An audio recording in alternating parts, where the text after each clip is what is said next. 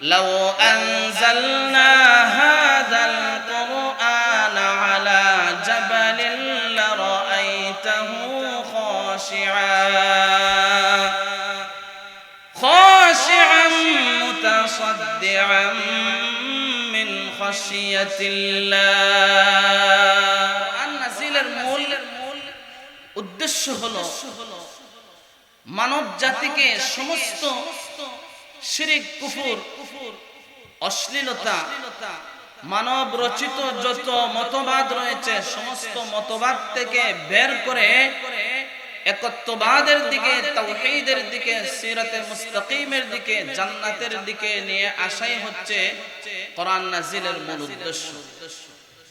আল্লাহ তাআলা আমার তেলাওয়াতকৃত আয়াতের মাঝে আল্লাহ সুবহানাহু ওয়া তাআলা নবীজিকে লক্ষ্য করে কোরআন নাযিলের মূল উদ্দেশ্য আল্লাহ তাআলা ব্যক্ত করেছেন। আল্লাহ রাব্বুল আলামিন ইরশাদ ফরমান কিতাবুন আনজালনাহু ইলাইকা লিতুখরিজান নাস মিনাজ যুলুমাতি ইলান নূর।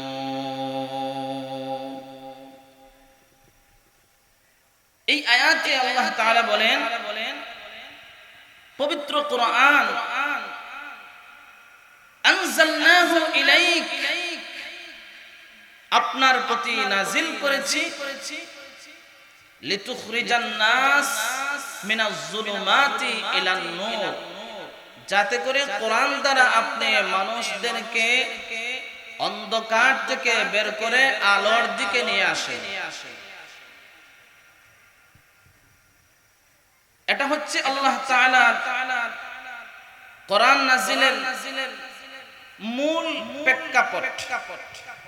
আল্লাহ তাআলা মানুষদেরকে অন্ধকার থেকে জাহিলি প্রথা থেকে মানব রচিত সমস্ত মতবাদ ধর্ম থেকে বের করে আল্লাহ তাআলা সঠিক দ্বীন ইসলামের দিকে মানুষকে নিয়ে আসার জন্যই আল্লাহ তাআলা কোরআন নাযিল করেছেন। অন্য আয়াতের মাঝে আল্লাহ তাআলা সূরা বনী ইসরাঈলের ২ নম্বর পৃষ্ঠায় এক আয়াতে আল্লাহ তাআলা ইরশাদ ফরমান ইন্না হাযাল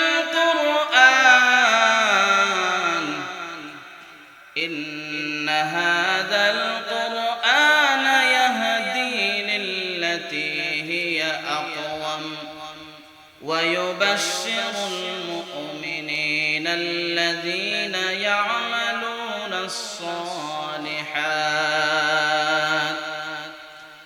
الذين يعملون الصالحات أن لهم أجرا كبيرا الله أكبر। এই আয়াতে আল্লাহ তাআলা বলেন ইন্না হাযাল কুরআন নিশ্চয়ই এই কোরআন ইয়াহদি লিল্লাতী হিয়া আকওয়াম সঠিক সুন্দর সহজ পথ প্রদর্শন করে। ইয়াহদি লিল্লাতী হিয়া আকওয়াম আল্লাহ তাআলা কোরআনের মৌলিক বৈশিষ্ট্য আলোচনা করছেন। ওয়া ইউবাশশিরুল মুমিনিন এবং মুমিন সম্প্রদায়কে মুমিন জাতিকে পথ প্রদর্শন করে সুসংবাদ প্রদান করে। আল্লাযীনা ইয়ামালুনাস সালিহাত যে সমস্ত মুমিন নারী এবং পুরুষ যারা ঈমান এনেছে ঈমান আনার সাথে সাথে যারা নেক আমল করেছে আল্লাহ তাআলা বলেন কোরআন সুসংবাদ প্রদান করেছে। আল্লাহ তাআলা বলেন ওয়া ইউবাশশিরুল মুমিনিন যারা নেক আমল করে ওই সমস্ত মুমিনদেরকে কোরআন সঠিক পথ প্রদর্শন করে এবং পথ প্রদর্শন করে সঠিক রাস্তা দেখায় এবং সুসংবাদ প্রদান করে। যারা নেক আমল করে আন্না লাহুম আজরান কাবীরা তাদের জন্য রয়েছে মহান আল্লাহ তাআলার কাছে বড় মহা পুরস্কার। এই আয়াত থেকে আমরা জানতে পারলাম কোরআন আল্লাহ রাব্বুল আলামিন নাযিল করলেন মানুষকে সঠিক সরল পথ দেখানোর জন্য, কারণ কোরআনের পথ মানুষের জন্য হেদায়েতের পথ। কোরআন ছাড়া যত বহির্ভূত রাস্তা আছে সমস্ত রাস্তা গুমরাহির রাস্তা।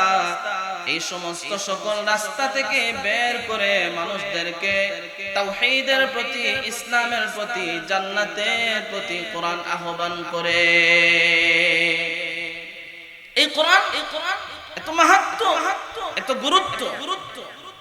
আজকে যারা কোরআন ত্যাগ করবে, যারা কোরআনকে অস্বীকার করবে, কোরআনকে অমান্য করবে, কোরআনের বহির্ভূত জীবন যারা গঠন করবে, আল্লাহ তাআলা তাদের ভয়াবহতা নিয়ে আলোচনা করেছেন বিভিন্ন আয়াতে। এমনকি কিয়ামতের দিন এই কোরআন তাদের বিরুদ্ধে আল্লাহ তাআলার আদালতে মামলা দায়ের করবে, তাদের বিরুদ্ধে কোরআন আল্লাহ তাআলার কাছে অভিযোগ দায়ের করবে।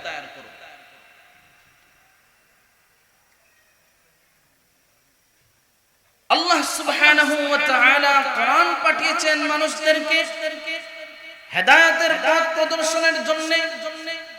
পবিত্র কোরআনুল কারীমের পবিত্র কোরআনের হেদায়েত যারা গ্রহণ করবে তারা ইহকালে শান্তি এবং পরকালে চিরমুক্তি জান্নাত পর্যন্ত তাদেরকে কোরআন পৌঁছায় দেবে। সুবহানাল্লাহ। কোরআনের হক, কোরআনের কিছু পাওনা, কিছু অধিকার আমাদের কাছে আছে। কোরআনের হক, কোরআনের পাওনা, কোরআনের অধিকার আমাদের কাছে আছে। এই অধিকার, এই পাওনা যদি আমরা না আদায় করি তাহলে কোরআন কিয়ামতের ময়দানে আমাদের বিরুদ্ধে যারা কোরআনকে ত্যাগ করবে, কোরআনকে অমান্য করবে, কোরআনের আইন লঙ্ঘন করবে, কোরআনের বহির্ভূত জীবন যারা চালাবে, কিয়ামতের ময়দানে আল্লাহ তাআলার আদালতে কোরআন মামলা দায়ের করবে। আর যারা কোরআন অনুযায়ী তাদের জীবনকে চালাবে, যারা কোরআন অনুযায়ী তাদের ব্যক্তি জীবন, সাংসারিক জীবন, সামাজিক জীবন, রাষ্ট্রীয় জীবন, সর্বক্ষেত্রে কোরআনকে মেনে চলবে, কিয়ামতের ময়দানে কোরআন তাদের জন্য শাফাআত করে জান্নাত পর্যন্ত নিয়ে যাবে। সুবহানাল্লাহ। আমার তেলাওয়াতকৃত পাঠকৃত হাদিসের মাঝে রাসূলুল্লাহ সাল্লাল্লাহু আলাইহি ওয়াসাল্লাম ইরশাদ ফরমান, ইকরাউল কোরআন, তোমরা কোরআন পড়ো, কোরআন পাঠ করো, ফাইন্নাহু ইয়াতি ইয়াউমাল কিয়ামাতি শাফিআন লিআসহাবিহি, কেননা কিয়ামতের দিন কোরআন তার পাঠকারীর জন্য সুপারিশ করে আল্লাহর জান্নাত পর্যন্ত নিয়ে যাবে। লক্ষ্য করে দেখুন, যেই জাহেলি সমাজে আল্লাহর হাবিব রাসূলুল্লাহ সাল্লাল্লাহু আলাইহি ওয়াসাল্লামের উপর কোরআন নাযিল হয়েছিল, আল্লাহর হাবিব পয়গম্বর আরবী সাল্লাল্লাহু আলাইহি ওয়াসাল্লাম এই কোরআন দ্বারা সমাজকে এত সুন্দর করলেন, যেই জাহেলি সমাজের বর্বরতার যুগের মানুষের অভ্যাস, খাসলত, চরিত্র, তাদের সামাজিক অবস্থা, তাদের রাষ্ট্রীয় অবস্থা এত দুর্যোগপূর্ণ হয়ে গিয়েছিল, মানুষ ধ্বংসের এক প্রান্তে চলে গিয়েছিল। কিন্তু কোরআন এসে, কোরআন পাঠিয়ে আল্লাহ তাআলা মানুষদেরকে ধ্বংস থেকে বাঁচিয়ে হেদায়েতের পথে নিয়ে এসেছে। এক নাম্বার হলো কোরআনের পাওনা মুমিনদের কাছে, এক নাম্বার হলো কোরআনের উপর আমল করা, কোরআনের উপর ঈমান আনয়ন করা। আল্লাহ রাব্বুল আলামিন কোরআন নাযিল করেছেন, কোরআন অনুযায়ী নিজের জীবন, ব্যক্তি জীবন, পারিবারিক জীবন, সাংসারিক জীবন, সর্বক্ষেত্রে কোরআনকে বাস্তবায়ন করার জন্য। কোরআন শুধু পাঠ করার গ্রন্থ নয়, বরং কোরআন সর্বক্ষেত্রে আমল করার গ্রন্থ। এজন্য কোরআনে আল্লাহ তাআলা মানুষের যত প্রয়োজনীয় ব্যবস্থাপনা আছে সমস্ত ব্যবস্থাপনার অগ্রিম সমাধান দিয়েছেন। যত সমস্যা আছে সকল সমস্যার সমাধান আল্লাহ তাআলা কোরআনের মাঝে আল্লাহ রাব্বুল আলামিন দিয়েছে। মানুষকে জীবন পরিচালনার ক্ষেত্রে মানুষের বিচারের প্রয়োজন,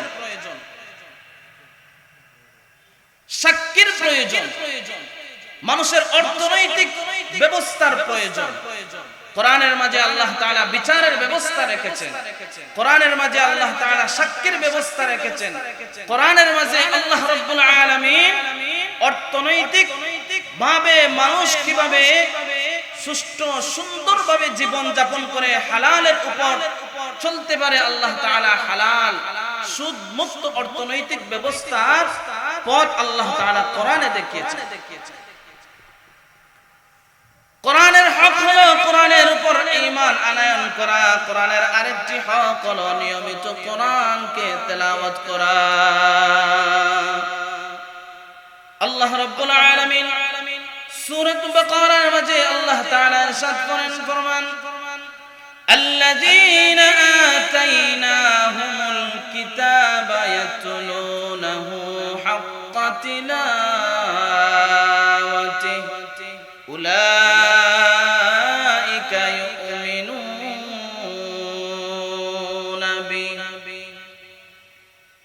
যারা কোরআন তেলাওয়াত করে কোরআনের উপর বিশ্বাস স্থাপন করে আল্লাহ তাআলা বলেন এরাই হলো সত্যিকারের মুমিন, সত্যিকারের ঈমানদার।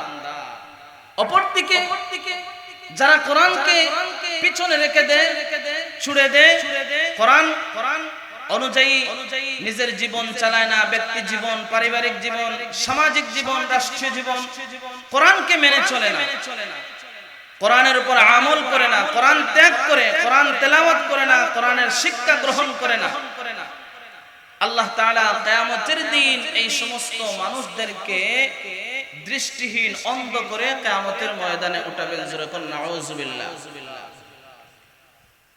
সূরা তাহার শেষ দিকে আল্লাহ রাব্বুল আলামিন ইরশাদ ফরমান ومن أعرض عن ذكري فإن له معيشة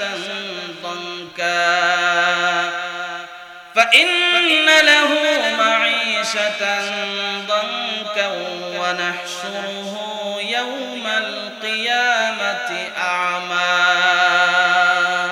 من أعرض عن ذكري জামার কোরআন থেকে বিমুখ হয়ে গেল, আমার স্মরণ থেকে, আমার কোরআন থেকে বিচ্ছিন্ন হয়ে গেল, বিমুখ হয়ে গেল, ইরাজ করে নিল। মান আ'রাদা আন যিকরি ফাইন্না লাহু মাঈশাতান দানকা। আল্লাহ তাআলা বলেন তার জন্য তার জীবনকে সংকীর্ণময় করে দিবেন, সংকীর্ণ করে দিবেন, জীবনে সুখ শান্তি বলতে কিছুই পাবে না। শুধু তাই নয়, কোরআনকে ত্যাগ করার কারণে, কোরআনকে ছেড়ে দেওয়ার কারণে, কোরআন থেকে বিমুখ হয়ে যাওয়ার কারণে আল্লাহ রাব্বুল আলামিন মানুষের জীবনকে সংকীর্ণ করে দিবেন। শুধু তা নয়, আল্লাহ তাআলা বলেন কিয়ামতের ময়দানে ওই সমস্ত মানুষদেরকে দৃষ্টিহীন অন্ধ হিসাবে দাঁড় করাবে। দৃষ্টিহীন কিয়ামতের ময়দানে এমন কোরআন ত্যাগকারীকে, যারা নিজেও কোরআন পড়ে না, নিজের সন্তান সন্তানাদিকেও কোরআন শিক্ষা দেয় না, কোরআনের তালিম গড়েও নাই, সমাজেও নাই, কোরআন পড়ে না, কোরআন ছেড়ে দিয়েছেন, 2 ঘন্টা 4 ঘন্টা পর্যন্ত টিভির পর্দার সামনে বসে থাকেন, রাত যায় না, সময় যায় না।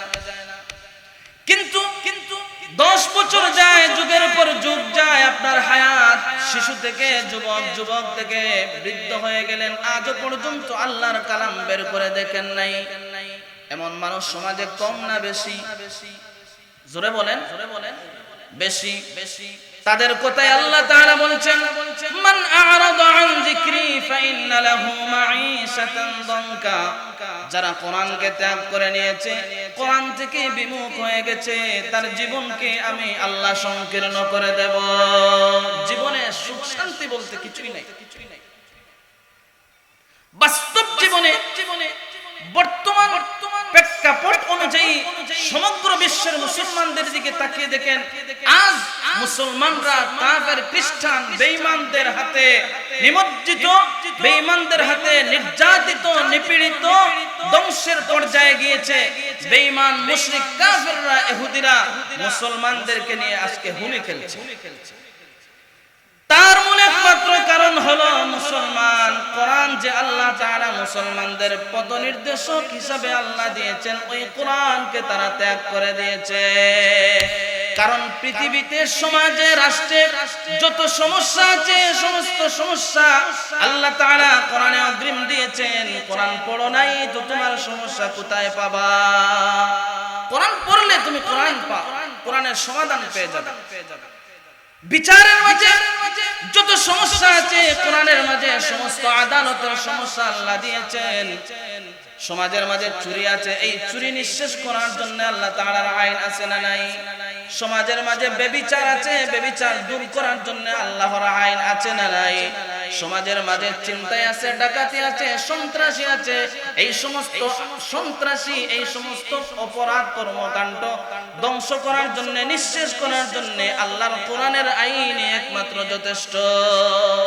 মানব রচিত তন্ত্র মন্ত্র, মানব রচিত আইন দ্বারা আদৌ কিয়ামত পর্যন্ত মুসলমান অধ্যুষিত সমাজ ব্যবস্থায়, মুসলমানদের এই ভূখণ্ডে কখনোই শান্তির আশা করা যাবে না। আল্লাহ তাআলা মুসলমানদের মুক্তির পথের একমাত্র ব্যবস্থা রেখেছেন আল কোরআন। আল্লাহ রাব্বুল আলামিন ওই ব্যক্তিকে বলবেন, যে ব্যক্তি কোরআনকে ত্যাগ করেছে, ব্যক্তি জীবনেও কোরআন পড়ে নাই, সামাজিক জীবনেও কোরআন নাই, পরিবারেও কোরআন নাই, সন্তানদেরকেও কোরআন পড়ায় নাই, নিজের পরিবারের মাঝেও কোরআন চর্চা নাই।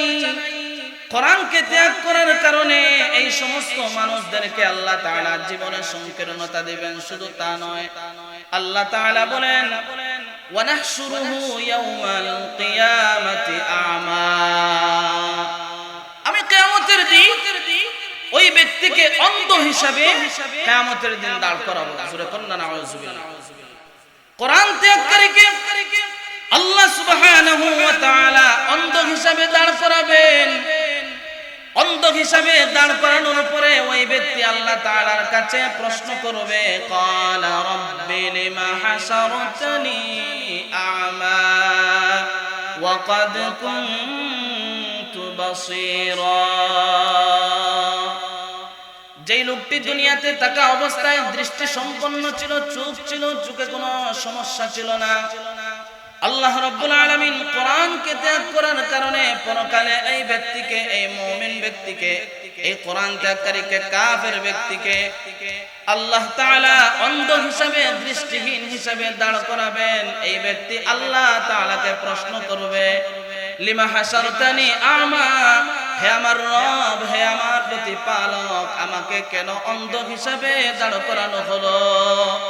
ওয়াকাদ কুনতু বাসীরা, আমি তো দুনিয়াতে দৃষ্টি সম্পন্ন ছিলাম, দৃষ্টি সম্পন্ন ছিলাম, আমার চোখ ছিল, আমি দেখতাম, কিন্তু আজকে আমাকে কিয়ামতের ময়দানে কেন অন্ধ করে ওঠানো হলো? আল্লাহ রাব্বুল আলামিন অন্ধ করে ওঠানোর কারণ বান্দাকে বলে দেবে। قال كذلك أتتك آياتنا فنسيتها وكذلك اليوم تنسى। হে বান্দা, এমনিতেই এমনি ভাবে আমার কোরআন, আমার নিদর্শন, আমার আয়াত তোমার কাছে এসেছিল, দুনিয়াতে তুমি পড়ো নাই, চর্চা করো নাই, আমল করো নাই, যেভাবে তুমি ভুলে গিয়েছিলে দুনিয়াতে, আজকেও তোমাকে কিয়ামতের ময়দানে বলা হবে। যে ব্যক্তিকে আল্লাহ তাআলা কিয়ামতের ময়দানে ভুলে যাবেন, ওই ব্যক্তির জন্য জান্নাত না জাহান্নাম? জাহান্নাম। এই কোরআনের এত গুরুত্ব, এই কোরআনের এত মাহাত্ম্য, আল্লাহ রাব্বুল আলামিন সূরাতুল হাশরে কোরআনের মর্যাদা, বৈশিষ্ট্য বর্ণনা করতে গিয়ে আল্লাহ তাআলা বলেন, লাউ আনজালনা হাযাল কুরআনা আলা জাবালিন লারাআইতাহু খাশিআন মুতাসাদ্দিআন মিন খাশিয়াতিল্লাহ। কোরআন এত মহান জিনিস। লাউ আনজালনা হাযাল কুরআন, এই কোরআনকে আল্লাহ তাআলা যদি পাহাড়ে নাযিল করতেন, লাউ আনজালনা হাযাল কুরআন আলা জাবাল, আল্লাহ তাআলা কোরআনকে এই বিশাল শক্তিশালী যেই পাহাড় দ্বারা দুনিয়াকে পেরেক মেরে আটকে দেওয়া হয়েছে, দুনিয়ায় হেলে দুলে নড়াচড়া করতে পারে না, এত শক্তিশালী পাহাড়ের উপর যদি আল্লাহ তাআলা কোরআনকে নাযিল করতেন, আল্লাহ তাআলা নিজে বলছেন খাশিআম মুতাসাদ্দিআম মিন খাশিয়াতিল্লাহ, আল্লাহ তাআলার ভয়ে অবনমিত হয়ে, আল্লাহ তাআলার ভয়ে অবনমিত হয়ে ভয়ে সে কম্পন করতে থাকে। খাশিআম মুতাসাদ্দিআম মিন খাশিয়াতিল্লাহ। আল্লাহ রাব্বুল আলামিন এই কোরআনকে আল্লাহ তাআলা দিয়েছেন, মানুষ যতক্ষণ পর্যন্ত কোরআনকে আঁকড়ে না ধরবে তার ব্যক্তি জীবনেও শান্তি আসবে না, পরিবার জীবনেও শান্তি আসবে না, সামাজিক জীবনেও শান্তি আসবে না, আন্তর্জাতিক জীবনেও শান্তি আসবে না, রাষ্ট্রীয় জীবনেও শান্তি আসবে না। সমস্ত মানব মতবাদ, তন্ত্র মন্ত্রকে আল্লাহ তাআলা এই কোরআন দিয়ে ধ্বংস করে দিয়েছেন। আর মানুষদেরকে কোরআনের পথে চলার জন্য আল্লাহ তাআলা কোরআন পাঠিয়েছেন, যাতে করে মানুষ সহজ সঠিক পথ পেয়ে আল্লাহর জান্নাতে যেতে পারে। সুবহানাল্লাহ। আল্লাহ রাব্বুল আলামিন ইরশাদ ফরমান সূরা ফাতির, আল্লাহ তাআলা বলেন ইন্নাল্লাযীনা ইয়াতলুনা কিতাবাল্লাহি ওয়া আকামুস সালাহ ওয়া আনফাকু মিম্মা রাযাকনাহুম সিররাও ওয়া আলানিয়াতান ইয়ারজুনা তিজারাতান লান তাবুর। এই আয়াতের মাঝে আল্লাহ তাআলা তিনটি ইবাদতের কথা আল্লাহ তাআলা বলছেন। এই তিনটি ইবাদত যারা করবে, নাম্বার 1 হলো যারা তেলাওয়াত করবে কোরআন, কি কোরআন তেলাওয়াত করবে। ইন্নাল্লাযীনা ইয়াতলুনা কিতাবাল্লাহ, যারা আল্লাহর কিতাব কোরআন তেলাওয়াত করবে। ওয়া আকামুস সালাহ, এবং নামাজ কায়েম করবে, নামাজ প্রতিষ্ঠা করবে। ওয়া আনফাকু মিম্মা রাযাকনাহুম সিররাও ওয়া আলানিয়াহ, আল্লাহ তাআলা তাকে যে রিজিক দিয়েছেন, সম্পদ দিয়েছেন, গোপনে প্রকাশ্যে সম্পদ আল্লাহর রাস্তায় ব্যয় করে। এক নাম্বার হলো কোরআন তেলাওয়াত, দ্বিতীয় নাম্বার হলো নামাজ প্রতিষ্ঠা করে, তৃতীয় নাম্বার হলো সাদ্দাতিত, সে গোপনে প্রকাশ্যে হালাল বস্তু আল্লাহর রাস্তায় দান করে। আল্লাহ তাআলা বলেন ওই সমস্ত মানুষ এমন ব্যবসার আশা করে যেই ব্যবসার কোনো লস হবে না, যেই ব্যবসার কোনো লস নেই। আল্লাহ রাব্বুল আলামিন মানুষের হেদায়েতের জন্য কোরআন দিয়েছেন, কিন্তু কোরআন যারা ত্যাগ করবে কিয়ামতের ময়দানে মাহশরে কোরআন ওই সমস্ত মানুষের বিরুদ্ধে আল্লাহর আদালতে মামলা দায়ের করবে। আয় আল্লাহ, কোরআনকে বন্দী করে ঘরে রেখেছিল, ইচ্ছা করেও কোরআন পড়ে নাই, সন্তানদেরকেও কোরআন শিক্ষা দেয় নাই, নিজেও পড়ে নাই, তার আহাল পরিবার পরিজনকে কোরআন শিক্ষা দেয় নাই। এই ব্যক্তির বিরুদ্ধে কোরআন আল্লাহ তাআলার আদালতে মামলা দায়ের করবে। নবীজি হাদিসের দীর্ঘ হাদিসের মাঝে নবীজি কয়েকটি আমলের ফজিলত বর্ণনা করতে গিয়ে কোরআন সম্পর্কে বলেন ওয়াল কুরআনু হুজ্জাতুল লাকা আও আলাইক, কোরআন তোমার পক্ষে অথবা বিপক্ষে আল্লাহ তাআলার আদালতে সাক্ষ্য হিসেবে দাঁড় হবে। আল্লাহ তাআলার আদালতে কোরআন হয়তো মানুষের পক্ষে, যারা কোরআন তেলাওয়াত করে কোরআনের উপর আমল করে তাদের পক্ষে সাক্ষী দিবে, অথবা তার বিপক্ষে কোরআন আল্লাহ তাআলার আদালতে সাক্ষী পেশ করবে। وقال الرسول يا رب إن قوم اتخذوا هذا القرآن مهجورا। কিয়ামতের ময়দানে পয়গম্বর আরবি সাল্লাল্লাহু আলাইহি ওয়াসাল্লাম স্বয়ং নিজে আল্লাহ তাআলার আদালতে মামলা দায়ের করবেন। হে প্রভু, ক্বালা, আল্লাহর রাসূল সাল্লাল্লাহু আলাইহি ওয়াসাল্লাম বলবেন কিয়ামতের ময়দানে, হে আমার রব, হে আমার প্রভু। وقال الرسول يا رب إن قوم اتخذوا هذا القرآن مهجورا, আমার এই সম্প্রদায়, আমার এই জাতি, আমার উম্মত কোরআনকে ত্যাগ করেছে, কোরআনকে পড়ে নাই, কোরআন শিক্ষা গ্রহণ করে নাই। কত অবসর সময় জীবনে চলে গেছে, আপনি নিজে অঙ্ক মিলিয়ে দেখতে পারবেন আজকের দিনে আপনি কয় ঘন্টা সময় অযথা কাটিয়েছেন। এভাবে প্রতিদিন যদি আপনি হিসাব করেন, সপ্তাহ, মাস, বছর, আপনার জীবনে কত শত শত হাজার হাজার ঘন্টা, মিনিট ছুটে গিয়েছে, কিন্তু কোরআন পড়ার আপনার সুযোগ হয় নাই। আল্লাহ তাআলার আদালতে আপনি অবশ্যই আসামি হিসাবে কিয়ামতের দিন দাঁড় হবেন। আর যদি কেউ কোরআন পড়ে, রাসূলুল্লাহ সাল্লাল্লাহু আলাইহি ওয়াসাল্লাম ইরশাদ ফরমান, মান ক্বারাআ হারফান মিন কিতাবিল্লাহি ফালাহু বিহি হাসানা। যে ব্যক্তি কোরআন পাঠ করে, আল্লাহ রাব্বুল আলামিন একটি অক্ষরের বিনিময়ে, হরফের বিনিময়ে আল্লাহ তাআলা তাকে একটি নেকি দান করবেন। সুবহানাল্লাহ।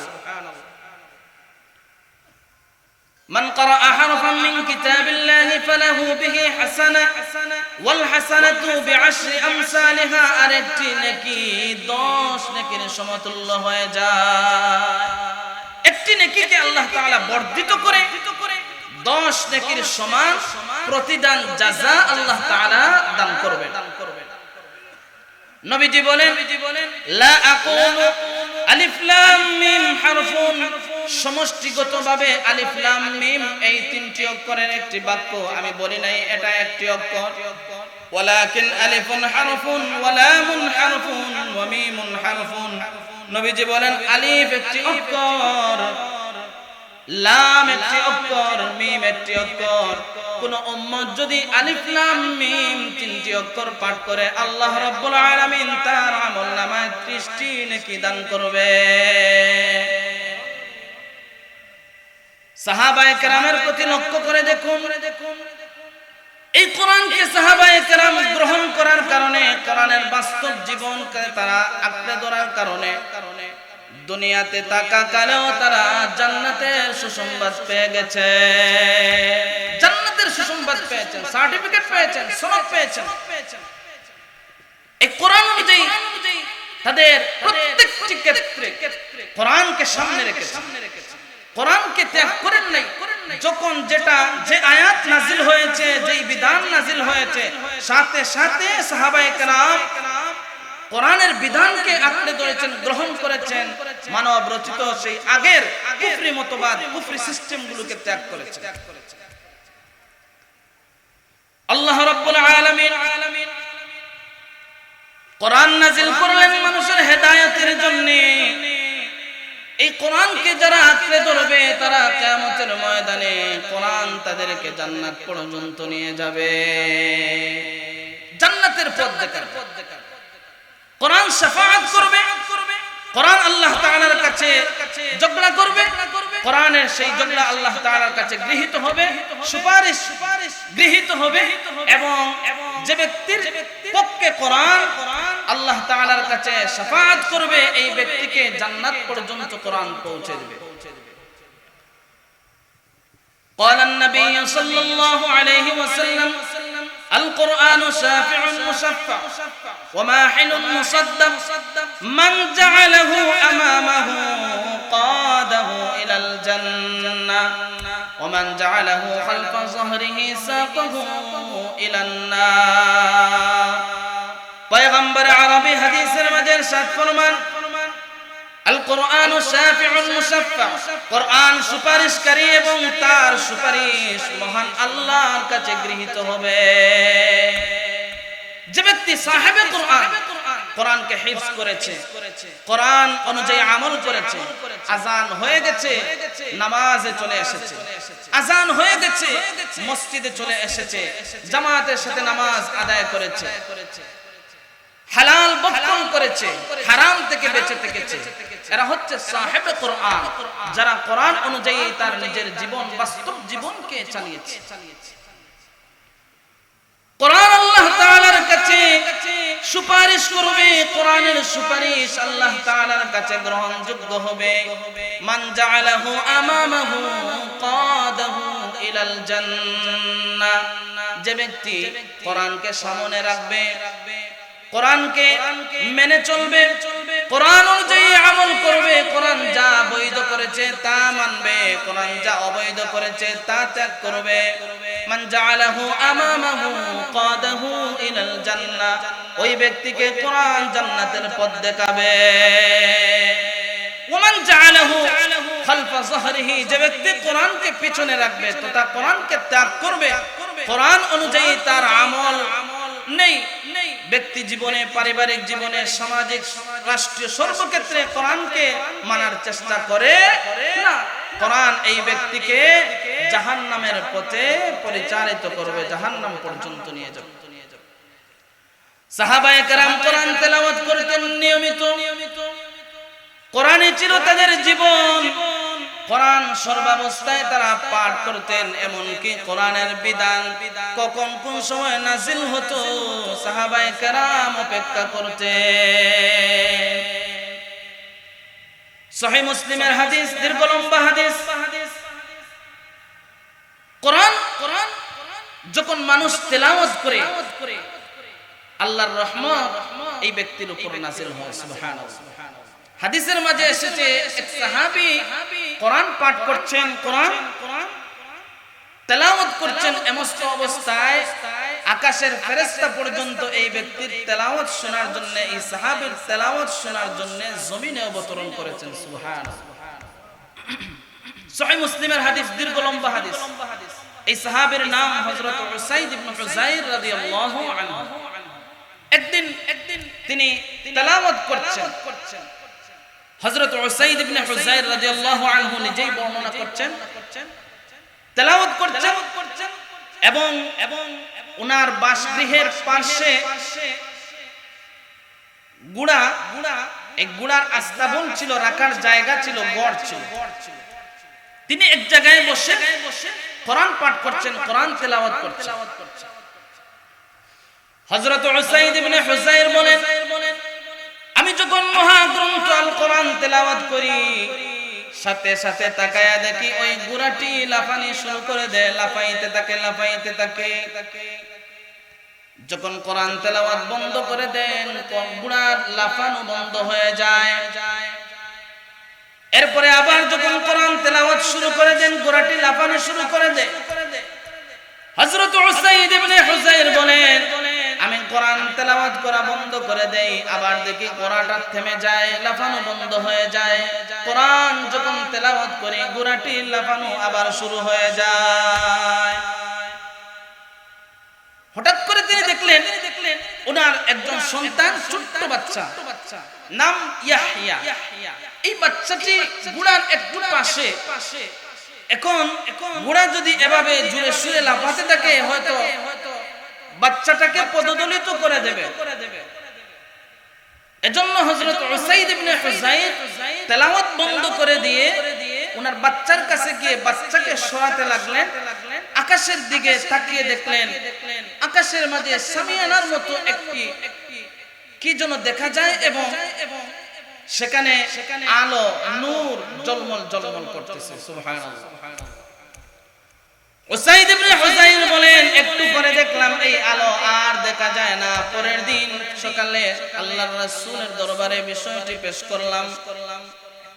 পয়গম্বর আরবি সাল্লাল্লাহু আলাইহি ওয়াসাল্লামের কাছে হযরত উসাইদ ইবনে হুযাইর পুরো বিষয়টি যখন পেশ করলেন, আল্লাহর রাসূল বললেন, উসাইদ তুমি কেন বারবার কোরআন তেলাওয়াত করলে না? উসাইদ ইবনে হুযাইর বললেন, ইয়া রাসূলুল্লাহ, আমার সন্তান ইয়াহইয়া পাশে ছিল, এজন্য আমি দেখলাম ঘোড়াটির পদদলিত হয়ে যাবে, আমার সন্তান মেরে ফেলবে। সন্তানকে বাঁচাতে গিয়ে, আমি সন্তানকে সরাতে গিয়ে আমি তেলাওয়াত বন্ধ করে দিলাম। কিন্তু আকাশের দিকে তাকিয়ে দেখলাম আলো জলমল করছে। পয়গম্বর আরবি সাল্লাল্লাহু আলাইহি ওয়াসাল্লাম উসাইদ ইবনে হুযাইরকে বললেন, হে উসাইদ ইবনে হুযাইর, তুমি যখন তেলাওয়াত করতেছিলে, ঘোড়াটি লাফাতে শুরু করলো। তোমার তেলাওয়াত শোনার জন্য আকাশ থেকে, আসমান থেকে আল্লাহর নূরের তৈরি ফেরেশতা জমিনে অবতরণ করেছে। পয়গম্বর আরবি বলেন, হে উসাইদ ইবনে হুযাইর সারা রাত যদি তুমি কোরআন তেলাওয়াত করতে, আল্লাহর রাসূল বলেন সারা রাত ওই সমস্ত ফেরেশতারা তোমার কোরআন তেলাওয়াত শুনতো।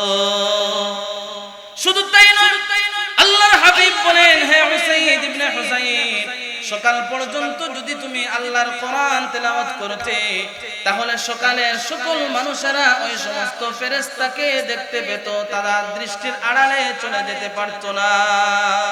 তা কোরআন তেলাওয়াত করলে ফেরেশতারা পর্যন্ত, নূরের ফেরেশতারা পর্যন্ত জমিনে অবতরণ করেন বান্দার কোরআন তেলাওয়াত শোনার জন্য। সাহাবায়ে কেরাম কোরআন তেলাওয়াত করতেন। নবীজির একজন সাহাবী হযরত, এই সাহাবী কোরআন নিয়মিত পাঠ করতেন, কোরআন চর্চা করতেন, কোরআনের উপর আমল করতেন। হযরত আবু মুসা আশআরী রাদিয়াল্লাহু আনহু গভীর রজনীতে পয়গম্বরে আরবী আবু মুসা আশআরীর বাড়ির পাশ দিয়ে যাচ্ছেন। দেখেন আবু মুসার সুন্দর কণ্ঠে, মধুর কণ্ঠে আল্লাহর কালাম তেলাওয়াত শোনা যায়। আল্লাহর কালাম তেলাওয়াত করছেন। নবীজি দীর্ঘক্ষণ দাঁড়িয়ে আছেন। নবীজির সাহাবী হযরত আবু মুসা আশআরী রাদিয়াল্লাহু আনহুর কণ্ঠ যে সকল সাহাবায়ে কেরামের তেলাওয়াত সবচেয়ে বেশি সুন্দর ছিল, এর মধ্যে অন্যতম ছিলেন হযরত আবু মুসা আশআরী রাদিয়াল্লাহু আনহু, স্বয়ং নবীজি সাল্লাল্লাহু আলাইহি ওয়াসাল্লাম, যার কণ্ঠের তেলাওয়াত শুনে থমকে দাঁড়িয়ে গিয়ে দীর্ঘক্ষণ কোরআন তেলাওয়াত শুনতেন। সুবহানাল্লাহ।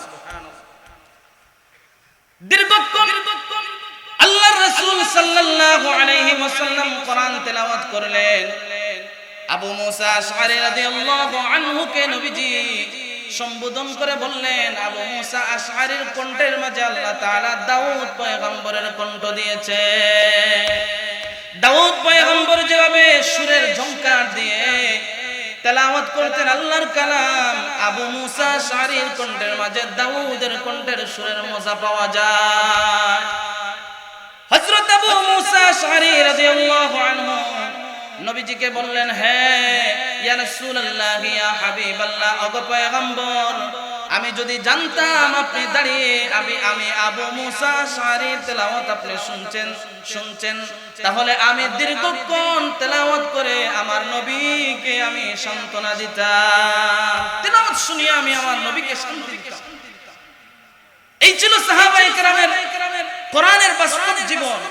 তারা কোরআনের যে বিধান যখন অবতীর্ণ হয়েছে মাথা পেতে নিয়েছেন, যখন সুদ হারাম হয়েছে সুদ ছেড়ে দিয়েছেন, যখন মদ হারাম হয়েছে মদ ছেড়ে দিয়েছেন, যখন জুয়া হারাম হয়েছে সাথে সাথে জুয়া ছেড়ে দিয়েছেন।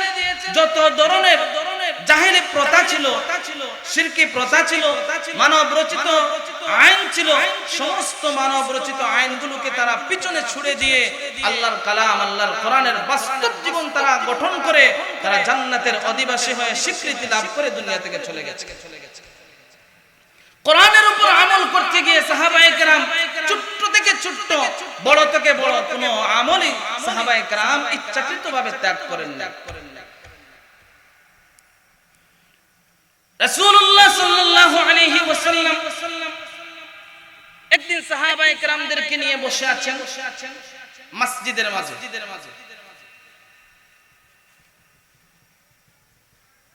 হঠাৎ করে সাহাবায়ে কেরামদেরকে নবীজি লক্ষ্য করে বললেন, ইতলু আলাইকুমুল আন রাজুলুম মিন আহলিল জান্নাহ।